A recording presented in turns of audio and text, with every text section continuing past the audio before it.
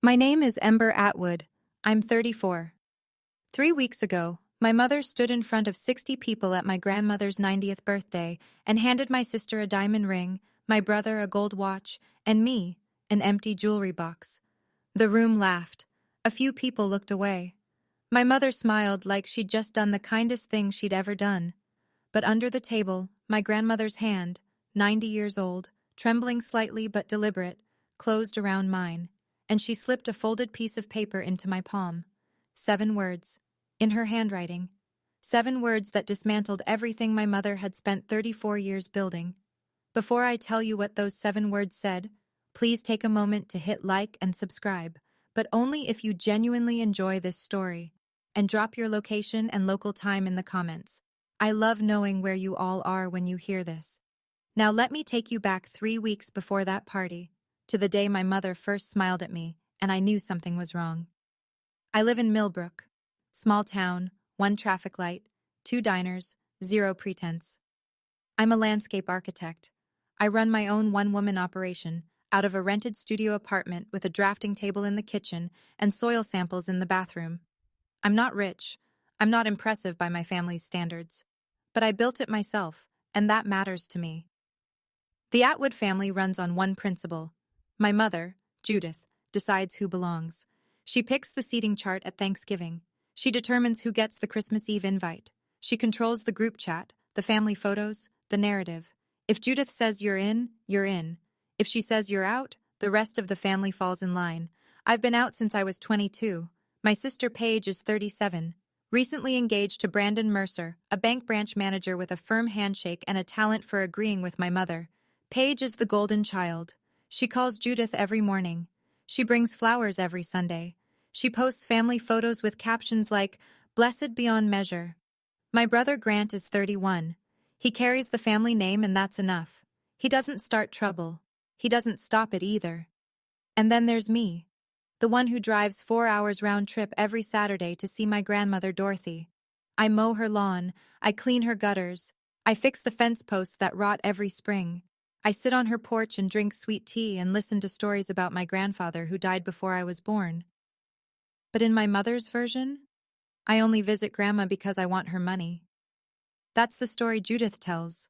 That's the story everyone believes. Everyone except Dorothy.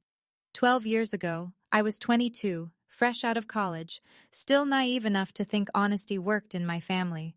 I stopped by my mother's house to drop off a birthday card and saw a bank statement on the kitchen counter. Joint account, Dorothy Harmon and Judith Atwood. 3 withdrawals in 2 months, totaling $15,000.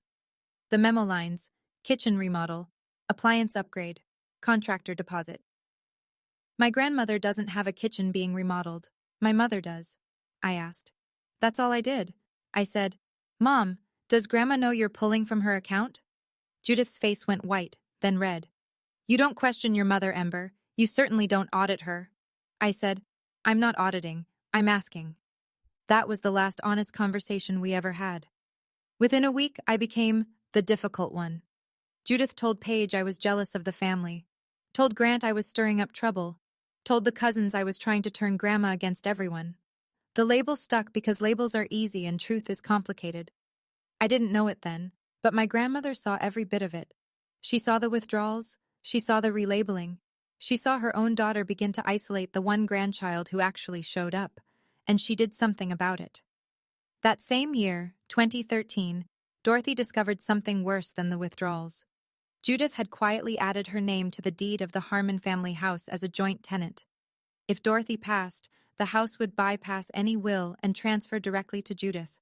No probate, no questions. Dorothy called a lawyer that September. His name was Thomas Calloway, and what she built with him over the next 12 years, I wouldn't learn about for over a decade. 3 months before the party, Judith announced she was organizing my grandmother's 90th birthday celebration at the Briarwood Country Club. 60-plus guests, catered dinner, a slideshow, speeches from the family. She called me on a Tuesday evening. Her voice had that particular sweetness she uses when she needs something. "Ember, I need you on caterer, slideshow, flowers, and DJ Paige and I will handle speeches and seating." "Am I giving a speech?" I asked. Pause. It's a family tribute, honey. We need people who are close to Grandma. I let that sit. The woman who drives 4 hours every Saturday isn't close enough. The woman who chose a matching dress isn't close enough. But the daughter who sees Dorothy maybe 3 times a year, she'll speak. I swallowed it. I called my grandmother instead. Grandma, did you know Mom's planning a party for you? I heard. Dorothy's voice was even, calm. She told me last week. Are you okay with it? Come to the party, baby. That's all I need from you. Something in her tone made me pause. She sounded like a woman who already knew the ending to a story still being told. I would have left it there, but that Friday, I called Paige about the florist. She didn't pick up, and the call went to voicemail late, long enough for me to hear her talking to Brandon in the background. Mom's doing the jewelry thing at the party. It's going to be so good. Brandon laughed. Paige's voice, lower. She finally gets what she deserves. Nothing. The voicemail beeped. I saved it. I don't know why. Actually, I do know why. 2 weeks before the party, I picked up Dorothy for what she called an appointment. She didn't say where. I assumed the doctor, her usual Tuesday slot. But instead of turning left on Route 9, she pointed right. First National, on Main Street. The bank? I need to take care of something. I parked. She walked in steady, her cane for balance, not for need. I sat in the lobby reading a magazine about lake houses I'd never afford. She disappeared into a private office with a bank officer for 15 minutes. When she came out, she pressed something small and cold into my hand. A key. Brass. Flat. The kind that opens a safety deposit box. Keep this in your purse, just in case. In case of what? She looked at me, direct, sharp, the way she looks when she's 3 moves ahead in checkers. In case you ever need to open what's yours. I didn't press. My grandmother speaks in her own time, and you learn to respect that. On the drive home, she was her usual self. She pointed out the Hendersons' new mailbox. She asked if I had any good projects coming up. She hummed along to Patsy Cline on the radio.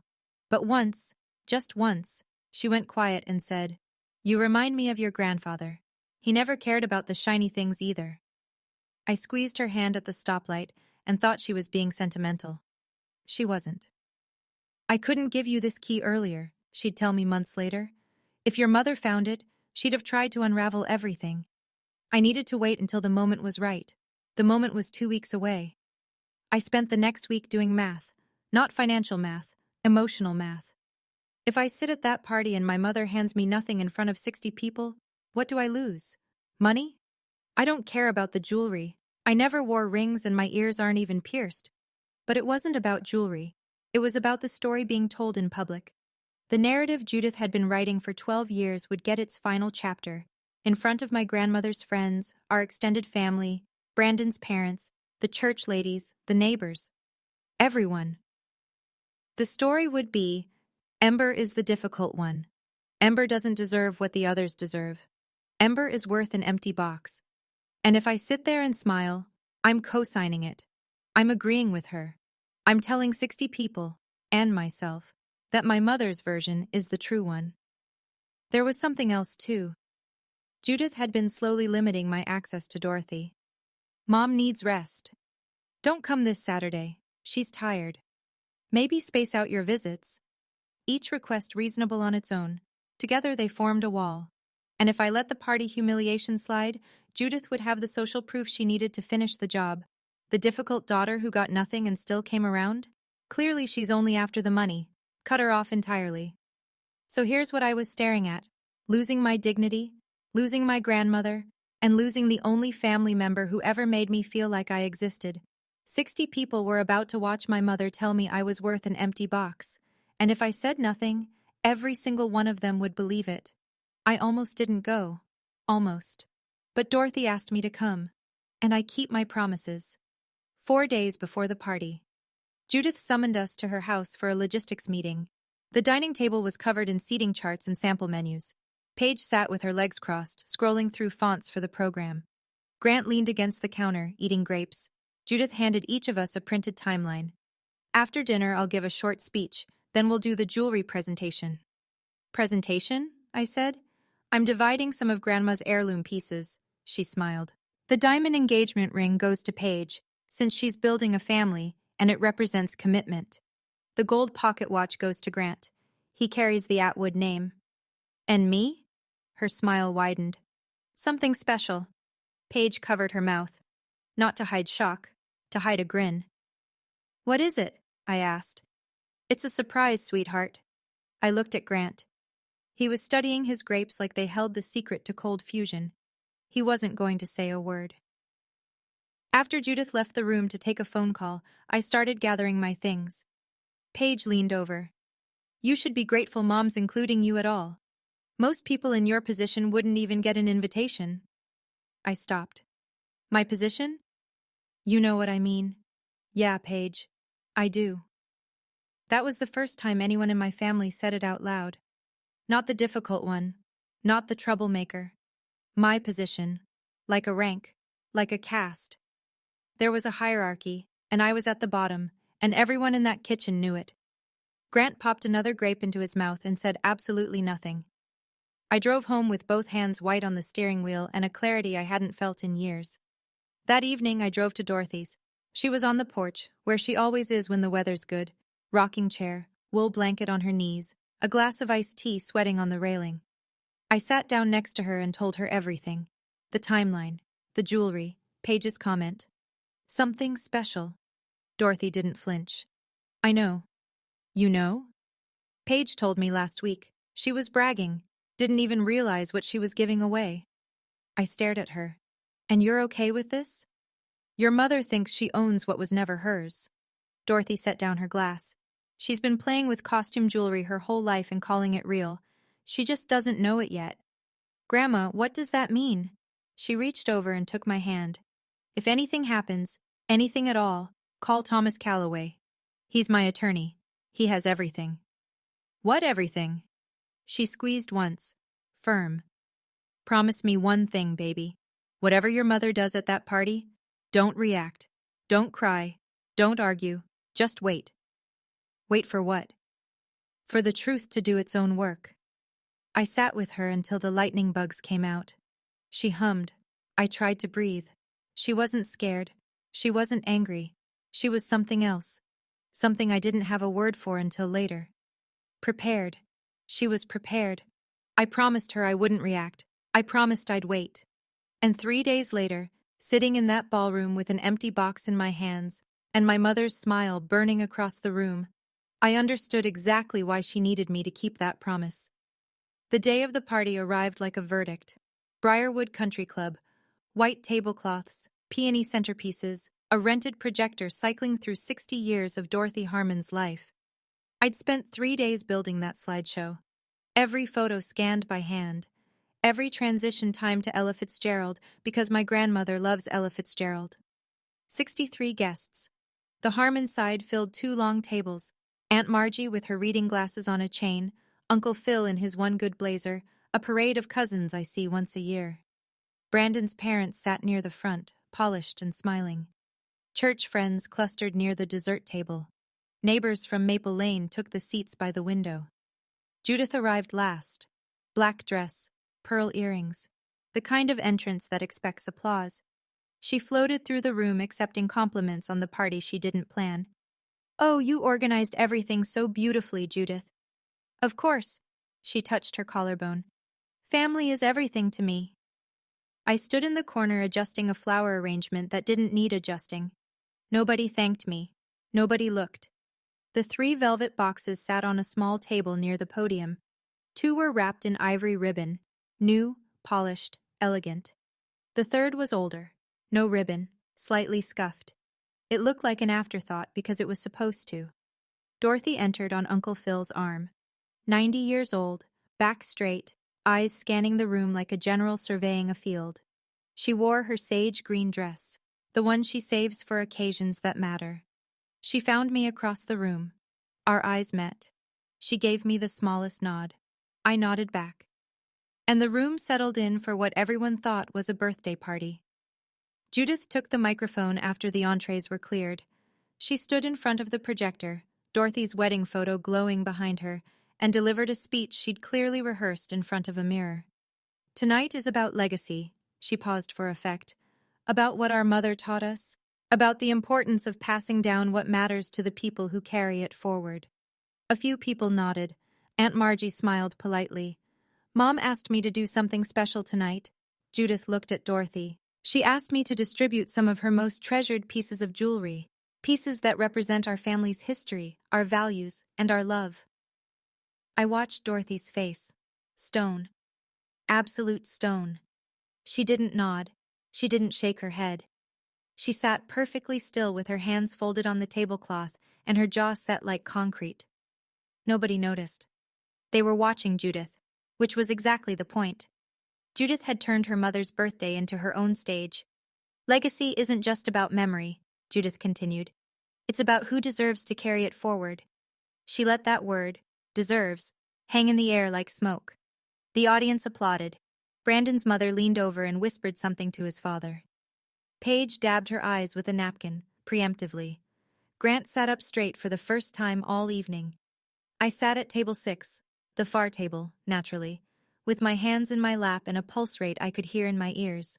Under the table, my purse held a brass key I didn't fully understand and a promise I was about to be tested on. Judith picked up the first velvet box. My grandmother's eyes never left mine. Paige. Judith's voice cracked with practiced emotion. She opened the first box and lifted a ring into the light. It caught the chandelier and threw tiny prisms across the tablecloth. Because you're building a family. Because this ring represents commitment. Because Grandma would want you to have it. Paige stood. Tears, real or excellent, streaming down her face. She hugged Judith. Camera phones went up. Brandon's mother clasped her hands to her chest. Applause rolled through the room like a wave. Dorothy sat motionless. Judith set the second box in front of Grant, a gold pocket watch, heavy in its case. Grant, because you carry our family name forward. Because legacy needs a keeper. Grant smiled, put it on, held it up for the room. More applause. Uncle Phil gave a thumbs up from across the room. 2 boxes opened, 1 left. The room began to notice. A few heads turned toward me. Whispers traveled between tables like a current. The third box was smaller than the other 2. Older. No ribbon. Sitting slightly apart, as if even the table didn't want to claim it. A woman I didn't recognize leaned toward her husband. What's in the last one? Judith heard her. She was supposed to hear her. This was the architecture of it. The build, the pause, the audience leaning in. My mother turned to me. Our eyes locked across 4 tables and 34 years of silence. She picked up the box. She walked it over. Slow. Every step calibrated. The room went quiet. Not peaceful quiet. The quiet before something breaks. She set it in front of me, and 63 people held their breath. And for you, sweetheart. My mother's voice carried that particular sweetness she reserves for public cruelty. The box it all came in. After all, you always said material things don't matter. I opened it. Empty. Worn velvet lining. The impression where a ring once sat. The outline where a watch once rested. Ghosts of jewelry that had already been given to someone else. A few people laughed. The uncomfortable kind. The kind that comes out before the brain can stop it. One of Brandon's colleagues let out a low whistle. A church friend covered her mouth. Judith stood there, glowing. Paige looked at her plate. Grant swallowed hard and reached for his water glass. My hands trembled. My throat closed. Every instinct in my body screamed at me to stand up, to say something, to throw the box across the room and let 34 years of silence crack open on this polished floor. But under the table, a hand. Thin, warm, papery skin and the faintest squeeze. My grandmother's fingers pressed a folded piece of paper into my palm. I closed my fist around it. I looked at Judith, at the room, at the empty box. Thank you, Mom. 2 words, flat, steady, the opposite of what she wanted. Judith's smile flickered, just for a second. She'd expected tears, a scene, the difficult daughter proving she was difficult one final time, and instead she got 2 words and a closed face. The room exhaled. Someone coughed. A fork scraped a plate. The DJ, confused, started the next song too early. 63 people watched me receive nothing, but in my fist, folded between my fingers, were 7 words that would change everything. I excused myself. The hallway to the restroom was long and carpeted and smelled like lilies. I locked the door, leaned against it, opened my hand. The paper was small, torn from the corner of a notepad, folded twice. Dorothy's handwriting. Blue ink. The letters steady despite 90 years of living. 7 words. Everything real is already in your name. Below it, a phone number, and 1 word. Calloway. I read it 3 times, then a 4th. Everything real. Already. In your name. I pressed the note against my chest and stood there in that locked bathroom while the DJ played Fly Me to the Moon on the other side of the wall, and my mother accepted congratulations on a ceremony she'd designed to break me. The key. The safety deposit box at First National. Calloway. The attorney Dorothy mentioned on the porch. He has everything. I didn't understand the full picture yet, but I could feel the edges of it, the shape of something my grandmother had been building quietly, carefully, for a very long time. I splashed water on my face, straightened my dress, folded the note back up, and tucked it into my wallet behind my driver's license where no one would look. Then I walked back into that ballroom and sat down at table 6 and smiled at a cousin who asked if I was okay. I'm fine. It's Grandma's night. 7 words and my grandmother's handwriting. That was all I had, and it was more than Judith had given me in 34 years. Across the room, Dorothy watched me return. She didn't smile. She didn't wink. She just looked at me the way you look at someone when you've already made sure they'll be all right. The rest of the party was strange. I moved through it like a swimmer, present, but not quite touching the bottom. I talked to my cousin Darlene about her new puppy. I complimented Uncle Phil's blazer. I ate a slice of the lemon cake I'd ordered from the bakery on 5th Street. And I waited. Judith watched me from across the room. I could feel it, the way you feel someone staring at the back of your neck. She was waiting for the collapse, the tears in the parking lot, the angry phone call on the drive home. She had built the evening around a reaction, and the reaction wasn't coming. She intercepted me by the dessert table. You're handling this well, Ember. There's nothing to handle, Mom. Her eyes narrowed. I just want you to know, this wasn't personal. Of course not. She searched my face for a crack, found nothing, walked away with her shoulders tighter than when she arrived. Aunt Margie found me near the coat room. She's Dorothy's younger sister, 78, sharp as a tack, no patience for theater. That wasn't right, Ember. She said it quietly, the way people speak when they're ashamed of their own family. That wasn't right, and everyone in that room knows it.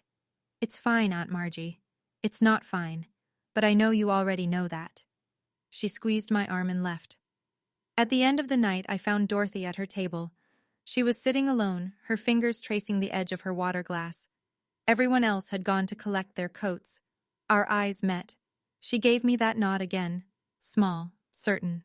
You did good. I held her gaze and thought, whatever you've done, Grandma, I trust you. The drive home was dark.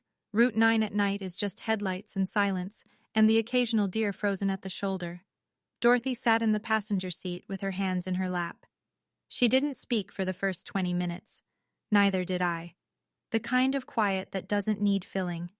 Then, without turning her head, the box wasn't empty, baby. It never was. My grip tightened on the wheel. What did you do, Grandma? I did what I should have done years ago, the day your mother first made you cry at that dinner table. I made sure you'd never need her again. I felt my eyes sting. I blinked hard. The road blurred and came back. Call Calloway Monday morning. He'll explain everything. And Ember, don't tell your mother. Not yet. Why not? Because the truth doesn't need an announcement. It just needs time. I helped her inside, hung her coat, settled her into the armchair by the window, the one my grandfather built 40 years ago. I tucked the wool blanket around her knees and put her tea where she could reach it. As I was leaving, she caught my wrist. Her grip was stronger than you'd expect from a woman her age. You were always my favorite, not because you were perfect, because you were real. I made it to my car before I started crying. Not the crying you do when something hurts, the crying you do when someone finally says the thing you've been waiting your whole life to hear. Monday was 48 hours away. I didn't sleep either night. I just lay there in the dark with a brass key in my purse and a folded note in my wallet and the sound of my grandmother's voice saying, "Real, real, real." So at this point, I'm lying in bed staring at the ceiling with a folded note in my wallet and a key in my purse and no idea what Monday is going to bring. Here's what I want to know from you. Option 1. You call Callaway first thing Monday morning. Option 2. You confront your mother first and demand answers. Drop a 1 or a 2 in the comments. And honestly, I understand both choices. Now let me tell you what I actually did. Monday, 8:01 a.m. I was already holding the phone. 1 ring, 2, a woman's voice. Professional, warm. Callaway and Associates. This is Ember Atwood. Dorothy Harmon is my grandmother. She told me to call. A pause. Then, "Oh, Ms. Atwood, yes, Mr. Callaway has been expecting your call." Expecting. Not, "Let me check his schedule." Not, "Can I take a message?" Expecting. Like a seat had been saved for me at a table I didn't know existed. "Can you come in at 2 o'clock today?" I could. It was a 4-hour drive. I'd make it. On the road, somewhere past the county line, my phone rang. Judith. "Ember, we should talk about the party." Her voice was measured, controlled. The voice she uses when she's checking for structural damage. "I think you handled it really well." She was gauging me, testing whether I was going to make trouble. "Thanks, Mom. I just want you to know it came from a place of love." The box was symbolic. "I know." "Good. A beat. We should do lunch sometime." "Sure. Talk later." I hung up and merged onto the highway. That was the last normal conversation Judith and I would ever have. Callaway's office was above a hardware store on Main Street, second floor, brick building, the kind of place that smells like old paper and strong coffee. His secretary, a woman named Louise, offered me water. I took it with both hands because my fingers were shaking. Thomas Callaway came out to greet me himself, mid-60s, gray beard, reading glasses pushed up on his forehead. He shook my hand and held the door open like he'd been waiting 12 years to do it. He had. He opened a thick manila folder on his desk and laid it flat. "Your grandmother established an irrevocable trust in September 2013. I need you to understand what that means. Once it was signed, the assets inside it no longer belong to her. They belong to the trust. Your mother has no legal claim. No one does, except the named beneficiary." "Who is that?" "You, Ms. Atwood." The room tilted. I set my water down before I dropped it. He walked me through it, slowly, gently, like a man who's delivered this kind of news before and understands the weight. The Harmon family house, 40 acres in Millbrook County, deeded into the trust. Appraised value as of last year, $1.2 million. Dorothy had removed Judith's name from the deed and transferred ownership into the trust before Judith even realized it was gone. A separate investment account at a different bank. Funded gradually over 12 years, $300 or $400 a month from Dorothy's Social Security and pension. Compound growth brought it to roughly $480,000. And the original jewelry collection, the real engagement ring, the real pocket watch, a brooch, a set of pearl earrings, all stored in the safety deposit box at First National. The key in my purse. Total value, approximately $1.9 million. "The pieces your mother distributed at the party are reproductions," Callaway said. "Your grandmother had them commissioned in 2012, the year before the trust was created. High quality, convincing to the eye, but reproductions nonetheless." I sat there for a long time. Not because of the money, because my grandmother had spent 12 years, alone, in silence, building a wall between me and my mother's cruelty. "She wanted you to know," Callaway said. "You were never an afterthought." "Why didn't she just say something? Confront my mother?" Callaway leaned back. "She did, in 2010. He told me the story. Dorothy sat Judith down and told her directly that she didn't approve of how Ember was being treated, that the labeling was unfair, that the financial liberties were unacceptable. Judith's response, "You're getting old, Mom. You don't understand family dynamics anymore." After that conversation, Judith began restricting my visits. Grandma needs rest. Don't come this Saturday. Maybe space out your trips. Dorothy understood something most people don't. You cannot reason with someone who controls the narrative. Judith wouldn't change. She'd retaliate. She'd play the victim. She'd isolate Dorothy further. A direct confrontation would cost Dorothy the only weapon she had: time. So she chose a different path. She went to Callaway. She built the trust. She had herself evaluated by an independent physician to document her mental capacity. Sharp, clear, uncontestable. She moved assets quietly, gradually, over years. She had the reproductions made. She waited. She told me once, Callaway said, "I can't change my daughter, but I can make sure my granddaughter never needs her." I covered my face with my hands. Then I asked the question that had been burning since the moment I unfolded that note. Why didn't she tell me sooner? I spent 12 years thinking I was alone. Callaway nodded. She asked herself that too. She told me, "That's the one thing I'd do differently, but if Ember knew, she'd confront her mother, and Judith would find a way to destroy everything before it was safe." She was right. I would have. At 22, at 25, at 30, I would have thrown it in Judith's face, and Judith would have found a way to unravel it. Dorothy protected me by letting me wait. It cost her. It cost me. But it held. Before I left, I said it clearly. I don't want to use this against them. I didn't ask for it, and I don't want revenge. Callaway respected that, but he set his glasses on the desk and looked at me directly. "Miss Atwood, the truth may come out on its own.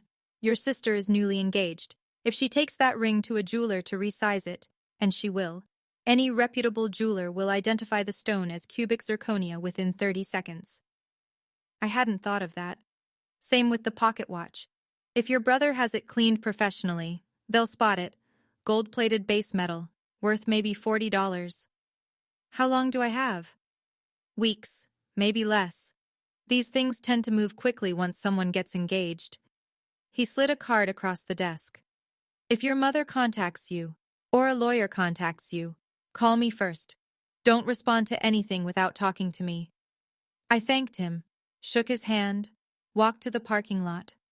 I sat in my car for a long time with the engine off and the empty box on the passenger seat. I'd brought it with me. I don't know why.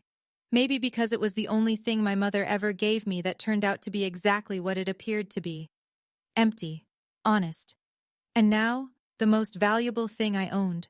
Because it led to everything. I drove home with the windows down and the radio off. My phone sat dark on the seat. No calls, no texts. Just the road and the trees and the strange, heavy knowledge that my grandmother had spent 12 years making sure I would be okay. 2 weeks. That's how long it took. Not for me to reveal anything. For the truth to reveal itself. 11 days later. A Tuesday. Paige walked into Garrison and Daughter's fine jewelry on Elm Street with the ring on her finger and a smile on her face. She wanted it resized for her engagement. She'd been showing it off for almost 2 weeks, to Brandon's family, to her co-workers, to anyone who'd hold still long enough. The jeweler, a woman named Claire Garrison, 3rd generation, put the ring under a loupe, adjusted the light, looked again, called her associate over. They conferred in whispers. Then Claire turned to Paige and said, "Miss, I want to be straightforward with you. This is a very well-made reproduction. The center stone is cubic zirconia." Paige laughed. "That's impossible. It's been in my family for 60 years. "I'm sorry, it's not diamond." The color left Paige's face. She called Judith from inside the shop. I imagine the jeweler and her associate stood very still during that call. The same week, I later learned this from Grant directly, he brought the pocket watch to a horologist in the next town for polishing. The man turned it over twice and said, "Sir, this is gold-plated over base metal. I'd put the value at about $40. Grant: "You're sure?" "I've been doing this for 31 years. I'm sure." Both discoveries. Same week. 2 fakes, exposed by 2 professionals who had no idea they were pulling the same thread. I wasn't there for either conversation. I didn't orchestrate it. I didn't tip anyone off. I was at home in my apartment, sketching a garden plan for a client in Dutchess County, when my phone started ringing. It rang 6 times before I picked up. It was Judith. "What did you do?" "No hello, No preamble, just ice. I didn't do anything, Mom. You switched them. Her breathing was fast, ragged. You've been going to that house every week. You took the real ones and left fakes. Mom. Don't mom me. I'll call the police. I'll have you arrested for theft. For what? You gave me an empty box, remember? Silence. The kind that crackles. I didn't switch anything, I said. I didn't know they were reproductions until you gave them away at the party. That's a lie. Call Grandma. Ask her yourself. The line went dead. I sat on my couch and stared at the wall. I wasn't triumphant. I wasn't satisfied. I was tired. The specific kind of tired you feel when someone accuses you of the thing they've been doing all along. 2 minutes later, Paige texted, "Is this true? Did you know?" I looked at the message for a long time. I could explain. I could defend myself. I could send the voicemail I'd saved. She finally gets what she deserves, nothing. I put the phone down. Grant didn't text. Grant didn't call. Grant, consistent to the end, chose silence. That evening, I sat on my apartment steps with a cup of tea and watched the sun go down behind the parking lot of the Dollar General. Somewhere across town, my mother was realizing that the story she'd been telling for 12 years, the one where she was the devoted daughter and I was the greedy opportunist, had a hole in it. A big one, shaped like an empty box. The truth was out, and I hadn't said a word. Judith drove to Dorothy's house the next morning. I know this because Aunt Margie was there. She and Uncle Phil had stopped by to bring Dorothy a casserole and check on her garden. Judith didn't knock. She came through the front door like she owned the place, which I suppose she believed she did. "Mother, did you give Ember the real jewelry?" Dorothy was in her rocking chair on the screened porch. She didn't stand, didn't raise her voice, didn't blink. "I gave away what was mine to give. You distributed what you assumed was yours. Those were family pieces." "They were my pieces, Judith. I bought them with my own money 60 years ago. They were never yours to distribute." Aunt Margie set down her fork. "You can't do this to me," Judith said. Her voice cracked. "After everything I've done for this family." "What have you done, Judith?" Dorothy's voice was level, quiet.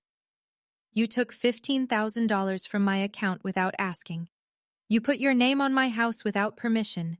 You spent 12 years calling your daughter greedy, and the only person taking from me was you." Uncle Phil stood up, put a hand on Judith's shoulder. "Judith, sit down." Judith shook him off. "She's turning everyone against me." Dorothy looked at her daughter with something that wasn't anger. It was older than anger, sadder. "No, dear, you did that yourself, at my birthday party, in front of 60 people. Judith left. The screen door slammed. Her tires threw gravel. Aunt Margie sat down hard in the porch chair and said, "Good Lord, Dorothy." Dorothy picked up her iced tea, took a sip. "She'll calm down. She always does." She was wrong about that. But she was right about everything else. Here's the thing about small towns. Nothing stays secret for long. Aunt Margie told her sister Linda. Linda told her daughter, who told 3 people at the church potluck. By the end of the week, every single one of those 63 party guests knew 3 things. 1. The jewelry Judith distributed with such ceremony was fake. 2. Dorothy had transferred the real collection, along with her house and savings, to Ember through a trust established 12 years ago. 3. The empty box, the moment Judith thought was her masterpiece, was actually the most damning evidence of her own cruelty. I didn't make a single phone call. I didn't post anything. I didn't send the voicemail. The truth moved through Millbrook the way all truths move in small towns, through casserole deliveries and church parking lots and phone calls that start with, "You are not going to believe this." The story of the empty box became the story. Every time someone mentioned Judith Atwood, the first thing out of anyone's mouth was, "Oh, the one who gave her own daughter an empty box at her mother's birthday?" Judith tried to rewrite it. "Mom's getting confused. She's 90. She doesn't know what she's doing." But everyone at that party had seen Dorothy, sharp-eyed, straight-backed, answering questions about the Depression and quoting Roosevelt. Nobody bought it. 2 of her friends from the country club stopped returning calls. The church women smiled at her on Sunday, but didn't save her a seat. Brandon's mother, I later heard, asked Paige some very pointed questions about the family she was marrying into. Judith's narrative, the one she'd spent decades constructing, crumbled. And for the first time in her life, she had to sit with the consequences. Nobody pushed her. The story just did its own work. Exactly like Dorothy said it would. Let me pause here because I need to know. Option 1. You think Grandma Dorothy should have told me about the trust sooner. Option 2. You think her timing was absolutely perfect. I've gone back and forth on this myself, and I still don't have a clean answer. Drop your pick below, and if you're still here at this point in the story, that tells me it matters to you. So go ahead and hit subscribe so you don't miss how this ends, because there's still more. The following Saturday, I drove to Dorothy's. She was on the porch. Of course she was. Same chair, same blanket, same glass of tea sweating in the afternoon heat. But something was different. She looked lighter, like a woman who'd been carrying a suitcase for 12 years and had finally set it down. How are you doing, baby? I'm still processing. She patted the chair next to her. I sat. I don't want to use this against them, Grandma. She nodded slow. Then don't. Use it for yourself. What does that mean? It means come home. She gestured at the house behind us. The peeling porch rails, the sagging gutters, the garden beds choked with clover. This is yours now, legally. Has been for 12 years. I stayed because I love it here. But it needs someone younger. Someone who knows what to do with 40 acres and a good piece of land. Something clicked. My business, landscape architecture, had been growing but limited by my tiny apartment studio. Clients wanted to see designs in person. They wanted to walk through gardens, touch the stone samples, see the plantings at scale. 40 acres. You want me to move here? I want you to build something here. Something that's yours, not your mother's, not the family's, yours. I didn't say yes immediately. I drove home and sat with it for 3 days. Then I called my landlord and gave notice. 2 weeks later, I was on Dorothy's porch with a paintbrush and a 5-gallon bucket of Sherwin-Williams in a color called Quietude. I repainted the railings, fixed the fence posts, planted peonies along the front walk, the pink ones Dorothy loves. She sat in her chair, watching me work, and smiled the kind of smile you wait 90 years to earn. Judith hired a lawyer. Of course she did. His name was Warren something, a litigator from the next county who charged $300 an hour and drove a car that was 2 payments from repossession. Judith told him her elderly mother had been manipulated by a scheming granddaughter. She wanted to contest the trust. Warren reviewed the file, called Calloway, requested documentation. 2 weeks later, he called Judith back. Mrs. Atwood, this trust was established 12 years ago with full legal capacity documentation. Your mother's attorney had her evaluated by an independent physician at the time of signing. The trust is irrevocable. There is nothing to contest. But she was coerced. By whom? Your daughter was 22 at the time. She had no knowledge of the trust. There's no evidence of undue influence. No procedural deficiency. I'm sorry. This was done properly. Judith fired him, tried another lawyer, got the same answer. Calloway, on Dorothy's instructions, sent Judith a cease and desist letter. It was 4 paragraphs long and written in the kind of precise legal language that leaves no room for interpretation. Any further harassment, defamation, or attempts to interfere with the trust or its beneficiary would be addressed through appropriate legal channels. Judith received the letter on a Thursday. I know because Paige texted me, "Mom got a letter from Grandma's lawyer. She hasn't spoken since." That was the first time in my life I could remember my mother being silent. I didn't call her. I didn't gloat. I didn't send flowers or a card or a carefully worded message about karma. I went outside and painted the other side of the fence. The law had spoken. I didn't need to. A month later, Judith called. Her voice was different. Not soft, not apologetic, but careful. Like someone walking across ice. Can we meet? Where? Murphy's Cafe, neutral ground. I agreed. I didn't owe her this conversation, but I chose to have it. There's a difference. She was already there when I arrived. No pearls, no black dress. A gray sweater I'd never seen before. She looked smaller in it. She was stirring her coffee but not drinking it. I sat down, ordered a tea, waited. I did what I thought was best for the family, she started. Mom, stop. She blinked. I'm not here to argue about the past, I said. I'm not here to rehash the party or the jewelry or the box. I've heard your version my entire life. I don't need it again. She opened her mouth, closed it. Here's what I need you to understand. I kept my voice even. Not cold, not warm, level. I'm not going to pretend the party didn't happen. I'm not going to pretend it wasn't deliberate. You meant to hurt me, in front of 60 people. And I'm not going to carry this anger. It's too heavy, and it's not mine. She stared at her coffee. If you want a relationship with me, it starts with honesty. Real honesty. Not the kind where you rewrite what happened. Not today. I'm not asking for it today. But when you're ready, if you're ever ready. For the first time in my life, Judith Atwood had no comeback, no revision, no spin. She sat there with her gray sweater and her cold coffee, and she said nothing. I left money for both drinks, pushed back my chair, and walked out into the daylight. Paige called on a Wednesday evening. I almost didn't pick up. She wasn't calling to apologize. She was calling to cry. Do you know how embarrassing this is? Her voice was thick, shaking. I showed that ring to Brandon's parents. His mother held it up to the light and said, "What a beautiful stone. And it's cubic zirconia, Ember. It's glass." I'm sorry, Paige. Did you know? Before I went to the jeweler. Did you know? I closed my eyes. I found out the same week you did, a few days earlier. And you didn't tell me? Would you have believed me? Silence, long enough to hear her breathing change. No, she said. I wouldn't have. We sat on the phone without speaking for 10, maybe 15 seconds. It doesn't sound long. It felt like a season. I need time, Ember. Take it. She hung up without saying goodbye. But she didn't hang up angry. She hung up tired. The kind of tired that comes when you realize the story you've been living in has a different ending than the one you were promised.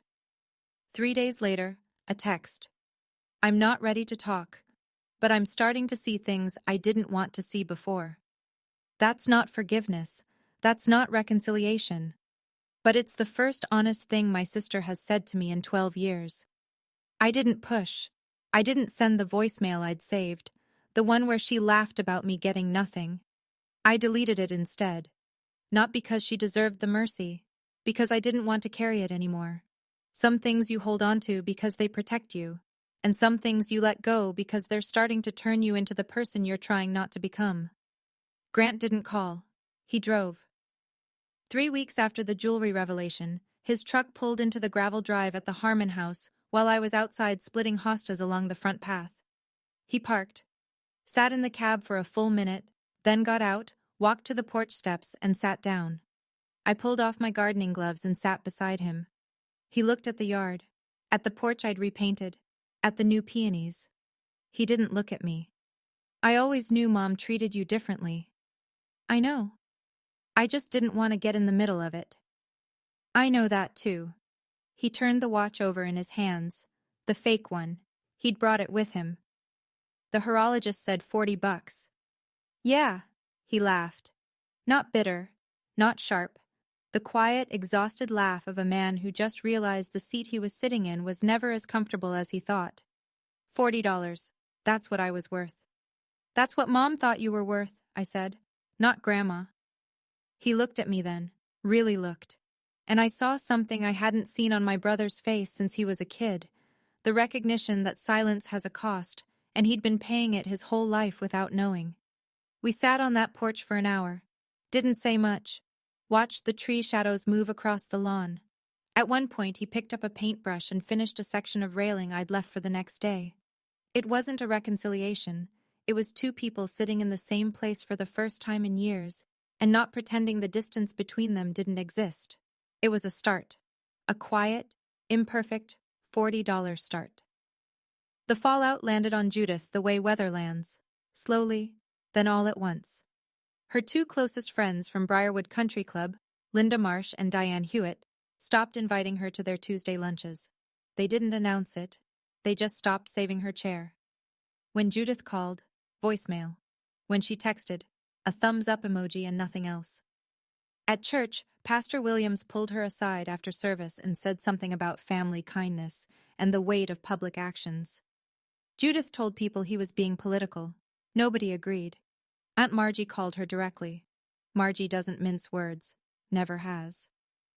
You humiliated your own daughter in front of 60 people, Judith, and your 90-year-old mother had to clean up the mess. You should be ashamed. Judith hung up on her. But Margie's words traveled. They always do. Judith tried her standby move, rewriting. Mom is confused. She's old. This was Ember's doing. But the people at that party had seen Dorothy. They'd seen her answer questions about her childhood with perfect clarity. They'd watched her navigate the room with more grace than anyone under 70. Nobody believed the confusion angle. And the empty box, that one detail, became the shorthand for everything. Did you hear what Judith did? Always led back to the same image. A mother handing her own daughter an empty box in front of everyone she'd ever known. Judith wasn't destroyed. That's not how this works in real life. She still has her house. She still has her health. She still has 2 children who pick up the phone, even if the conversations are shorter now. But she lost the one thing she valued above everything else, control of the story. And for someone like Judith, that's not a punishment. That's an identity crisis. A few weeks later, the afternoons got shorter. October was settling in, and Dorothy's porch sessions were getting briefer. She napped more, ate less, moved from the rocking chair to the armchair inside by noon. One evening, I brought her tea and sat beside her on the porch. The maples along the drive were turning, orange and rust, and that particular shade of red that only lasts a few days before the wind takes it. She reached for my hand. I gave it. I held on long enough to make sure you'd be okay. Grandma, let me finish. She squeezed. 12 years I've waited to see you on this porch, looking like you belong, because you do. You always did. I couldn't speak for a moment. The kind of silence that isn't empty. It's full. Too full. You didn't just make me okay, Grandma. You made me know I was worth something. To someone. She smiled. You were always worth everything, baby. I just made sure the paperwork agreed. We both laughed. The kind of laugh that leaks through tears. What do I do now? I asked. You live. You plant things. You let them grow. She looked out at the garden, my peonies catching the last light. And you stop waiting for your mother to see what I've always seen. Some people can't. It doesn't mean what they're missing isn't there. We held hands on that porch until the fireflies came out. The crickets started up. The air smelled like fallen leaves and wood smoke from somewhere down the road. This wasn't the climax of the story. This was the heart of it. The part that all the legal documents and jewelry appraisals and cease and desist letters were built to protect. 2 women on a porch, holding hands, being real, 6 months later. The Harmon house looks different now. The porch is quietude gray with white trim. The gutters are clean. The garden beds are alive. Peonies, hydrangeas, Russian sage, a border of lavender that the bees have already found. I converted the old barn into a studio. Drafting tables, soil samples, a wall of client photos. I bring people out to the property to walk the grounds. 40 acres of demonstration gardens showing what's possible when you work with the land instead of against it. Business doubled, then doubled again. I hired a part-time assistant, a girl named Maya from the community college who wants to study horticulture. The empty box sits on my mantel, right above the fireplace, next to a photo of my grandfather in his army dress uniform and a candle that smells like cedar. I didn't frame it. I didn't mount it on velvet. I just set it there, lid open, so I can see the worn impression where the ring used to be. It's the most valuable thing I own. Because it's the thing that led me here. Dorothy still lives in the house. She's slower now.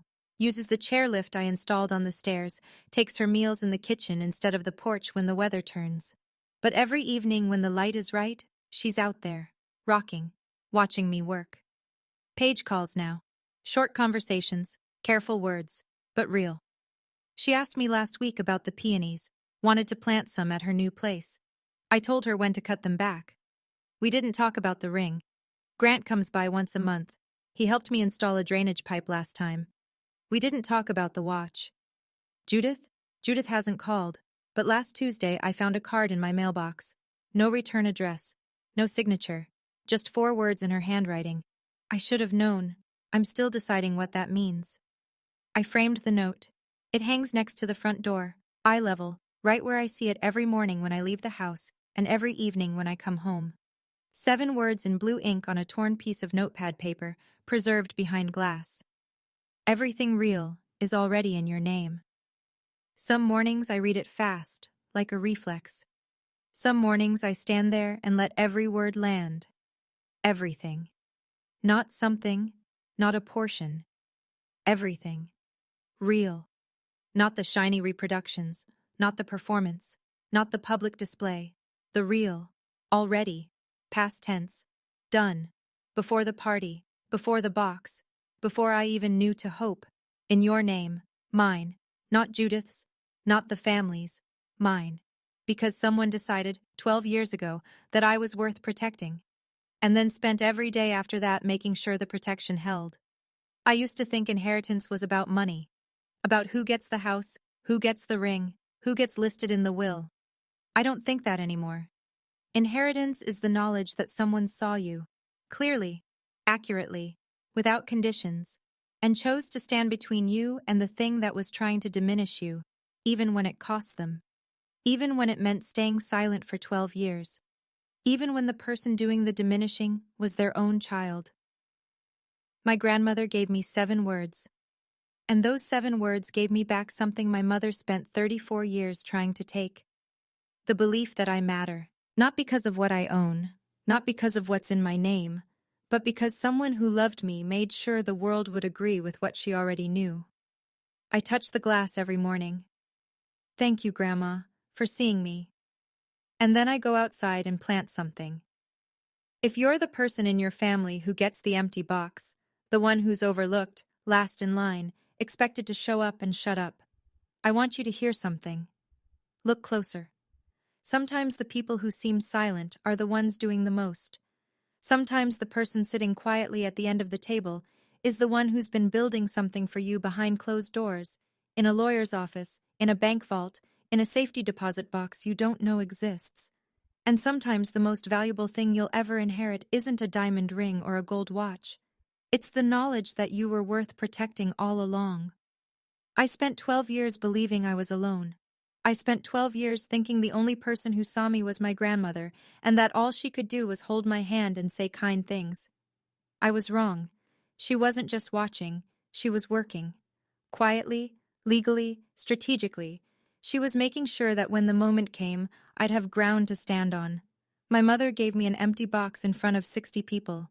My grandmother gave me 7 words under the table. One of those gifts cost nothing and was designed to break me.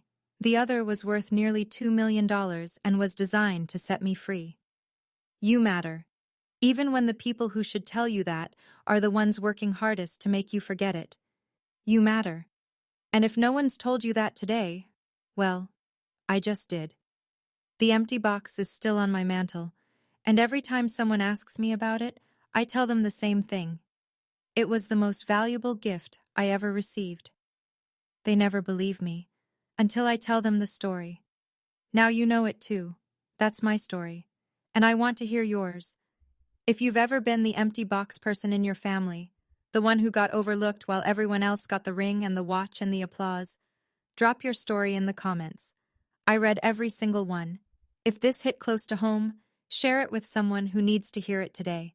Sometimes the right story at the right time can change how somebody sees their own life. I've got more stories like this one. Check the description for the next video.